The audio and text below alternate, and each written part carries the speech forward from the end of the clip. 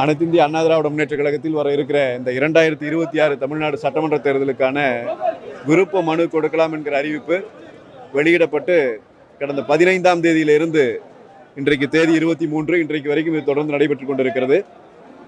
இது 15ஆம் தேதியிலிருந்து இன்றைக்கு வரைக்கும் ஆயிரக்கணக்கானவர்கள், நாள்தோறும் ஆயிரக்கணக்கான பேர் விருப்ப மனுக்களை கொடுத்துக் கொண்டிருக்கிறார்கள். தமிழ்நாட்டிலிருந்து அத்தனை தொகுதிகளுக்குமான விருப்ப மனுக்கள் கொடுக்கப்பட்டிருக்கிறது. அதுபோக புரட்சி தமிழர் கழகத்தினுடைய பொதுச் செயலாளர் அவர்களினுடைய பெயரிலும் ஏராளமான விருப்ப மனுக்கள் தமிழ்நாடு முழுவதும் 234 தொகுதிகளிலும் அவர் போட்டியிட வேண்டும் என்கிற கோரிக்கையோடு கொடுக்கப்பட்டிருக்கிறது.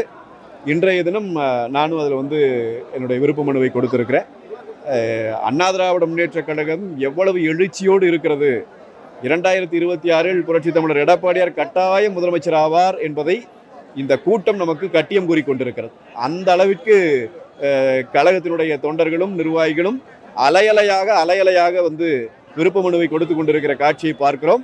வரலாற்று சிறப்பு மிக்க ஒரு நிகழ்வாக இது தலைமை கழகத்திலே அரங்கேறி கொண்டிருக்கிறது. இந்த நிகழ்விலே புரட்சி தமிழர் எடப்பாடியார் அவர்களினுடைய கரங்களை வலுப்படுத்துகிற அந்த தொண்டர்களோடும் தோழர்களோடும் இணைந்து நின்று நானும் இன்னைக்கு மனு கொடுத்திருப்பது எனக்கு ரொம்ப மகிழ்ச்சி.